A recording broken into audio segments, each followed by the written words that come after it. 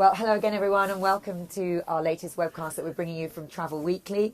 I'm in the mountains with Joe Ponte, who is the CEO of Hotelplan. Hi, Joe. How are you doing? Great, Lucy. How are you? I like doing interviews in the mountains. This is where we should do all of them. Every week we should do that in the mountains. Exactly. Well, listen, we are here on a very special trip that you're running. Yes. But I guess it's really through Ingham's, your ski brand. Thank you so much. You've brought a lot of travel agents out here, and we'll talk about that in a minute. But let's just start with how the season's been for you. Obviously, we're coming to the end of this season. You and I have had a few chats over the last couple of years, and it has not been the easiest. But how's it gone this season? Look, Lucy, it's just lovely that we're back to normal. Like last season, we ran a full season, but France was closed for a 6-week period.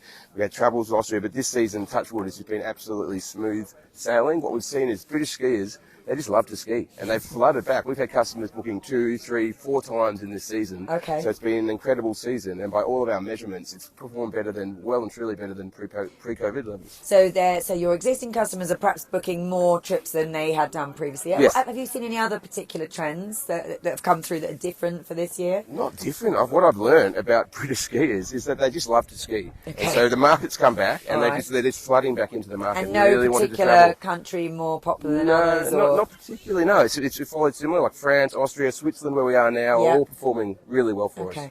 And how has pricing been? Has that been okay for you? Is that you managed to keep prices up? It's been actually really good. I think one thing that's changed since pre-COVID levels is booking patterns have changed. So what we've seen is that we essentially have no lates. So ordinarily at this time in the season, for the last month of the season, we're discounting significantly. We're not doing that now. This entire season has almost been completely sold out for us. So people are actually having to book really early. And so what that's translating into is that next season is already booking really well. Has it had a knock-on effect? It has. Okay. It's like we have people calling saying, what are your lates? What have you got? And we just simply don't have it. We're almost full. And I guess you could go and put more capacity on if you wanted to, but then you might end up selling it it's cheaper a balance, again. right? So it's that focus and that balance between volume versus our margin. And we're really happy with the size of the business now.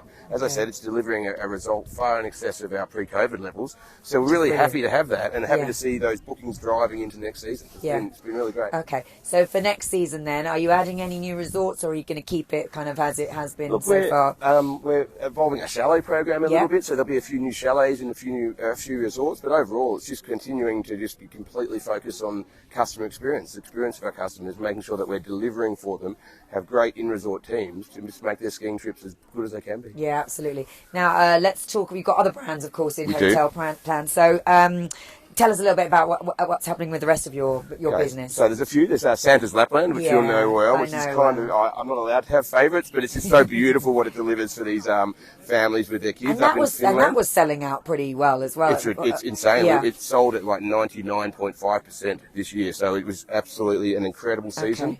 Taking like 17,000 customers over a 5-week period up to Finland. So it's done really well. We've rebranded Santa's Lapland, and that's been really well received. So that's been great.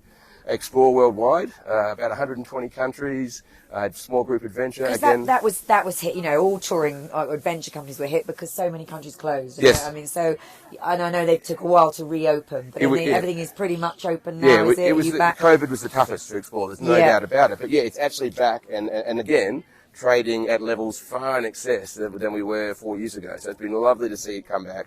People want to go and rediscover the world again. Are they spending a bit more? Are they travelling a bit further? Are they doing those bucket list things? What's been really lovely for Explore in the last sort of 6-8 weeks is just see Asia really bounce back. Once the restrictions have lifted, people have really dived back to go and see that part of the world. So it's been, really great season. Yeah. All right. And one thing that sort of underpins all of your business is your big focus on sustainability. Yes. I know that's really huge for you. We've talked about it a lot here. But what steps what are the next things that you're doing in that area? Yes, as we've talked about before, Lucy, we were founding signatories on the Glasgow Declaration for Tourism. Just last week, we published our biodiversity paper and our climate paper that outlines our commitments over the coming 12 months, what we're going to do in both those spaces. We've just signed 2 really important partnerships, and we're shifting our focus in carbon away from avoidance offsets into carbon removal. So we partnered with a business up in Denmark called Climate.co, and they focus purely on 100% verifiable carbon removal, everything from direct carbon capture to forestry. And so we've got a portfolio of 5 different things we're doing with them.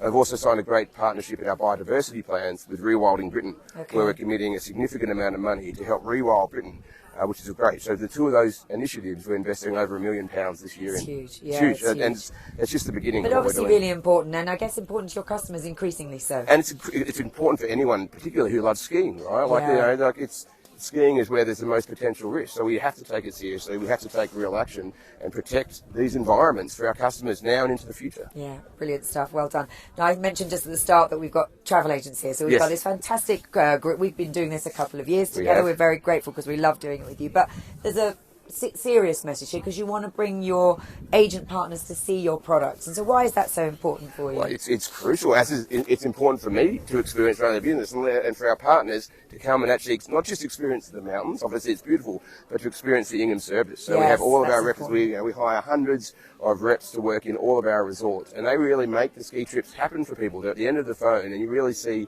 the value of booking with a tour operator. When anything goes right or wrong, or you need a tip, you've got someone you can call and someone you can deal with. And how's that been for you? Because obviously Brexit didn't help you employing people. It did, in a way. Oh, did it help you? Well, the reason I say that is we just had to shift from employing Brits to employing Europeans. Okay, so we're tell now us about that. Our seasonal staff are now 66% Europeans. Wow. And I think that actually adds to the customer proposition. You know, if you're coming all the way from the UK, if you're going to have reps and people in our chalets helping you, to have like Italians and Greeks and Austrians and Swiss. So I think it adds to the proposition, and we've managed to recruit such a great team of people from across the continent and also from the UK as well. And some of whom we've met since we've been here. So, and you're absolutely right, they do really add to the whole offering. All right, Joe. Well, listen, we're so grateful for you showing us around. My pleasure. This is as your always. world, isn't it? But we absolutely love being in the mountains with you. Thank you so much for your time. Thank you, Lucy. Great to have you here.